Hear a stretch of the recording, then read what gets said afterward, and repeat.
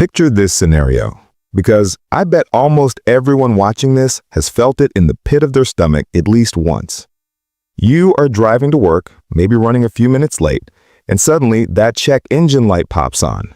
Your heart sinks. You know, logically, that fixing the problem right now might cost $300. But you look at your bank account and you have exactly $42 to your name until Friday. So, you ignore it. You turn up the radio to drown out the weird rattling noise. You pray. 2 months go by. And because you didn't have that $300 then, the car breaks down on the highway. You need a tow truck, which is $200. The original part that was broken has now destroyed your transmission, so the repair is $2,000. And because you can't get to work, you miss 2 shifts and lose $300 in wages. That initial inability to pay $300 has now spiraled into a $2,500 catastrophe. This isn't just bad luck. This is a mathematical trap. It is the distinct, measurable, and suffocating cost of not having money. My name is Bobby, and I spend way too much time thinking about the hidden mechanics of wealth and the invisible equations that keep most people stuck on the hamster wheel. If you are someone who feels like you are working harder every single year, but your bank balance never seems to actually go up, or if you feel like one bad Tuesday could ruin your entire financial year, make sure to hit that subscribe button and give this video a thumbs up if this helps you out. Because today, we aren't talking about stocks or crypto or how to get rich quick. We are talking about something much more insidious. We are talking about why being broke is actually the most expensive hobby you can have. Here's the thing about money that most financial gurus get wrong. They tell you that wealth is a result of discipline and poverty is a result of bad habits. They say things like, stop buying lattes or cancel Netflix, as if saving $12 a month is going to revolutionize your life. But that advice ignores a fundamental economic reality known as the Boots theory of socioeconomic unfairness. The theory comes from a character named Sam Vines and a Terry Pratchett novel, and honestly, it explains the wealth gap better than most economists with PhDs. The theory goes like this. Take 2 men. One is rich, one is poor.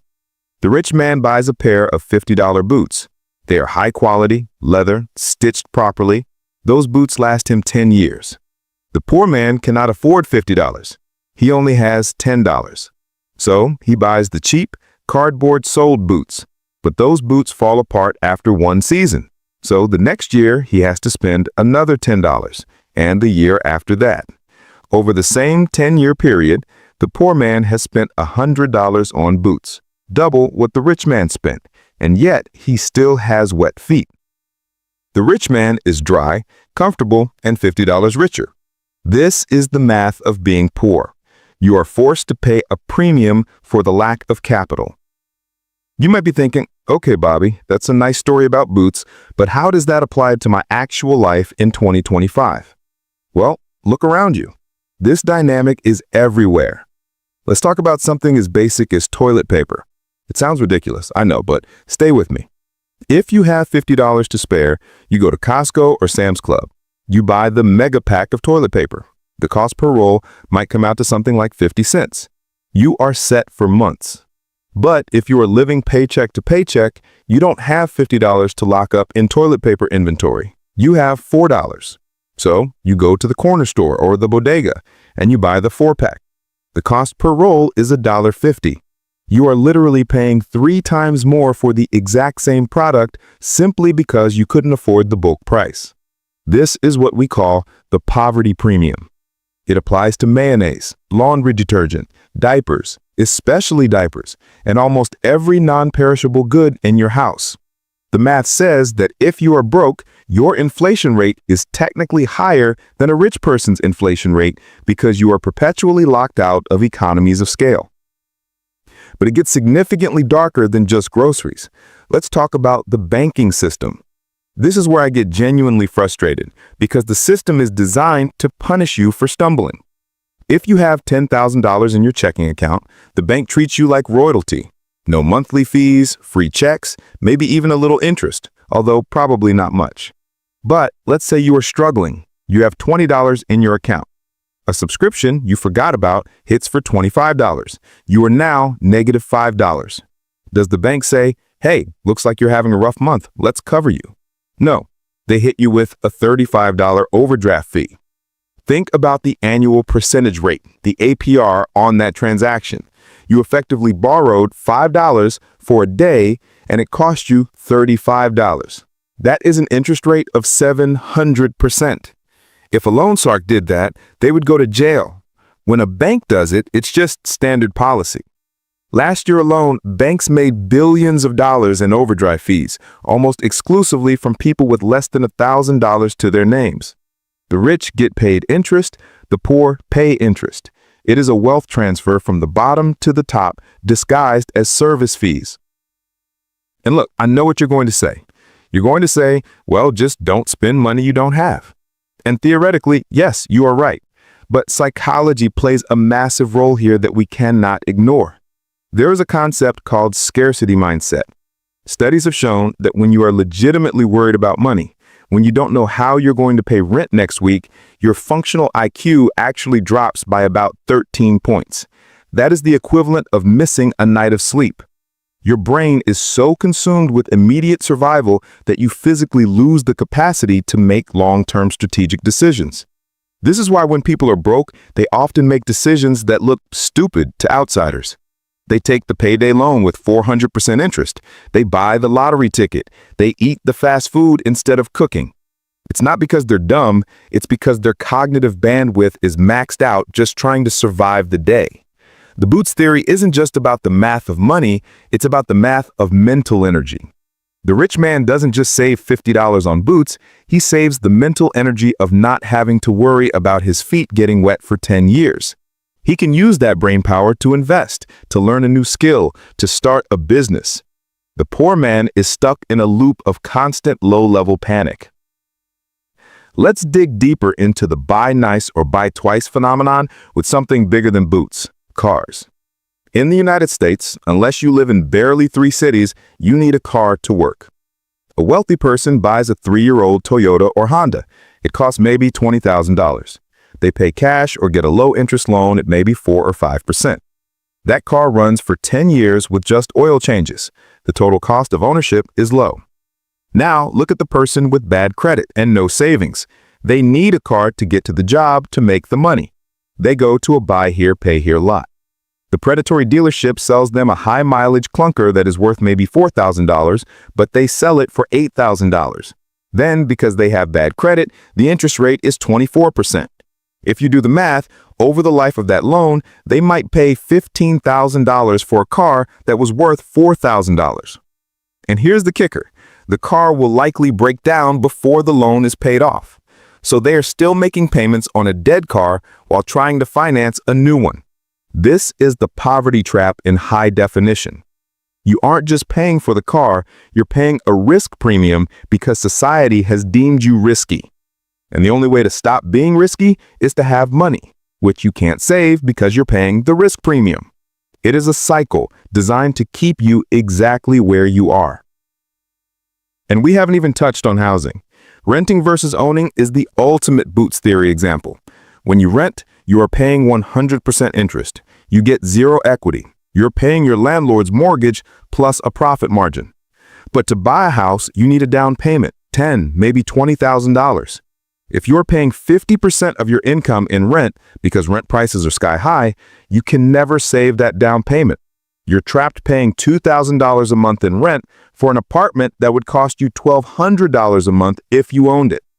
The rich person buys the house, lowers their monthly overhead, and gains an asset that appreciates in value. The poor person pays more monthly for an asset they will never own. It's expensive to be poor because you are renting your entire existence. You are renting your shelter, you are renting your money through credit card interest, you are renting your stability. So this is where it gets really interesting and honestly a little scary. There is a hidden tax on your time as well. Think about the laundromat. If you have a washer and dryer in your house, doing laundry takes 5 minutes of active work. You throw it in, you walk away. If you have to go to a laundromat, it costs you $5 in quarters, but it also costs you 2 hours of your life. You have to travel there, wait, and travel back. That is 2 hours you cannot spend working, resting, or being with your family. If you value your time at even minimum wage, the cost of that laundry is astronomical. Or think about food deserts. If you live in a low-income area, you might not have a giant grocery store with fair prices nearby. You have a convenience store with inflated prices. To get to the real store, you might need to take a bus and pay fare, plus an hour of travel time. The friction of daily life is higher when you don't have money. Everything is harder. Everything takes longer. And time, as we know, is money. By stealing your time, poverty steals your future earning potential. Now, I can hear the objections already. Bobby, this is depressing. You're telling me the system is rigged and I'm screwed because I can't afford the nice boots. And look, I get it. It is depressing. But understanding the math is the only way to break the equation. Most people ignore this because it's painful, but you have to look at the numbers to find the exit. The problem is that standard financial advice tells you to invest in the stock market to get an 8% return. But if you are poor, the best investment you can make isn't the S&P 500. It's escaping the boots theory penalties. If you have credit card debt at 20% interest, paying that off is a guaranteed 20% return on your money. No stock picker in the world can promise you that. If you buy a reliable toaster for $50 so you don't have to replace the $10 one every year, that is a return on investment. The first step out of this trap isn't trying to get rich, it's trying to stop the bleeding. This brings us to the most critical concept, the buffer.